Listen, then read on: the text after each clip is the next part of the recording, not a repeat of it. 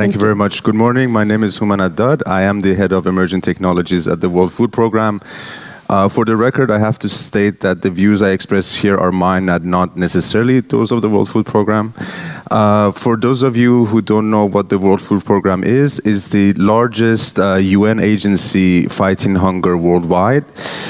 We serve 80 million people in 80 countries, and the mission is to end hunger.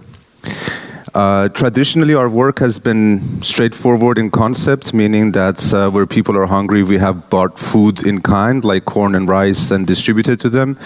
That means we're a very strong logistics company. We have ships, airplanes, helicopters, donkeys, whatever it takes to get, and we respond to emergencies, so earthquakes, war, whatever it is.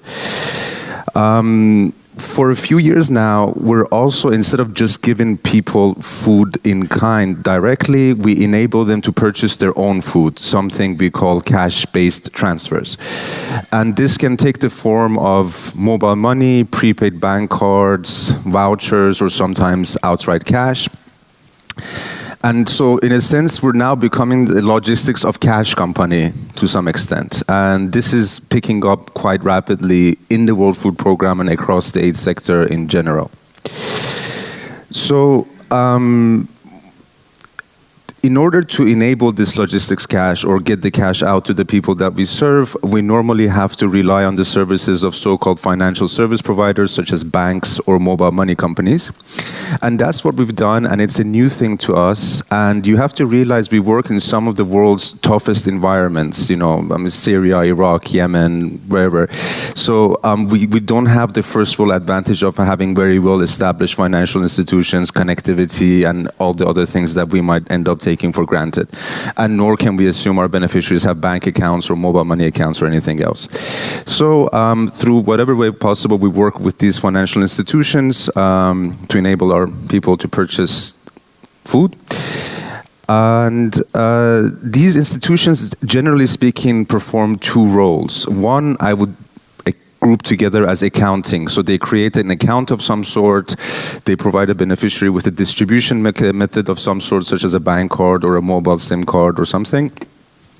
They authorize transactions. And so this is, let's say, accounting. And separately, they pay the merchants where our beneficiaries shopped.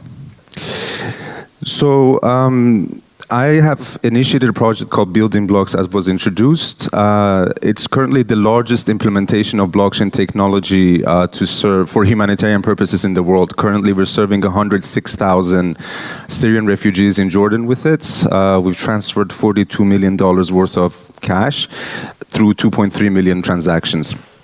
And what we've done is we've essentially put the accounting portion on the blockchain. So the accounts are on blockchain, transactions are authorized on the blockchain. So all the record keeping is on blockchain, but we still use the banks for the payments to the retailers where our beneficiaries shopped. So this has brought a lot of internal efficiencies for us. For one thing, it's reduced our cost. We've saved $700,000 in banking fees since like mid-2017 to now. Our risk is lower. We're advancing less money to these institutions, again, in some very risky places. We have, accountability is improved because we're authorizing transactions. So all of this, let's say, is internal efficiencies, which is great. But it will be quite short of us to stop there with blockchain. So our next hope is to better coordinate the activity of various UN agencies and humanitarians assisting people around the world.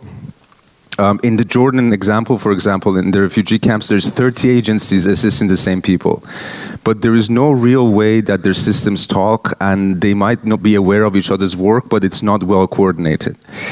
And each one might contract a different financial service provider to assist the same person at the end. So the beneficiary might be going around with 4 or 5 bank cards, like from one ATM to another, whatever. And there is no reason you can't use traditional technology to solve this problem. If everyone used the same database, same accounting mechanism, then there will be interoperability and coordination. But it often, sometimes, unfortunately, comes down to our system versus yours. So one agency has one system, another one has another system, and they don't want to use each other's system. I see the unique value of blockchain as a neutral network with everyone being equal. There will be no hierarchy or no ownership per agency per se as a solution to this. So if the accounts, the beneficiary accounts are on the blockchain, blockchain. And each agency can do their own work in terms of determining who gets what and how much. But they're all channeled to the same wallet on the blockchain that sits between all of them. So it's not owned by anyone individually, but everyone equally. And then from there, we create out channels to various outlets, like ATMs, grocery stores, cashback, health networks, education networks, whatever it might be. That could really help break through this sort of a barrier that we've been facing. And as I mentioned before, more and more humanitarians in general are moving towards providing cash instead of in kind. And partially, it makes sense in certain contexts, and partially this is what our donors are asking of us. But with providing cash, the mandates between the different agencies are becoming a little bit more blurry. So where we provided food, someone else provided medicine, someone else provided shelter, someone else health. If we're all giving cash, this concept of coordinating our work becomes increasingly more important. But at the same time, because our mandates are becoming blurry, in a certain sense, it's almost not an existential threat. It kind of puts you in a sort of a competitive mode that, you know, why should this one get the money or not? So then I think blockchain could be the solution to at least creating an equal network to make sure that we maintain that unified view of the beneficiary, and with new tools at our data, we can perform advanced analysis to really coordinate, harmonize, and optimize the aid on a global scale, not just post factum based on surveys and everything.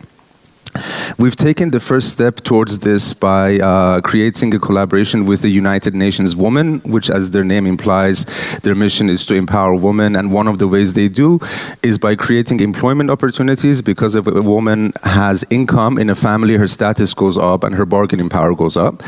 And in Jordan, they happen to be serving the exact same beneficiaries that we do. And we're hopefully going to launch a pilot with them in the next 2 months, where we will do exactly what I said. There will be a unified view, one network. They will determine their own stuff. We will determine our stuff. We'll channel it through the same method. And if this works, I really hope it could serve as the blueprint for how it could look like elsewhere. And a lot of what we've done, it's been this. Initially, when I proposed this, people are like, you know, why do we need Bitcoin at WFP? And it was a challenge to separate Bitcoin from blockchain. Then, it won't scale. We went from 100 people to 10,000 to 100,000. Everything essentially that they said no to, we have done, and I hope this can be the next thing that can show how collaboration can be done. If we do that, then there is another massive opportunity. As, again, imagine in a refugee context, you flee your country. People who do have documentation often destroy them, because in their journey, if they're from the wrong ethnic background or religion, they could get killed. And you arrive in a new country without an identity, your life is hell. You have to restart everything from scratch. And each one of those assistant people have a fragmented view of the people we serve. We might have a nutritional profile, somebody else might have a health profile, somebody might have a work history.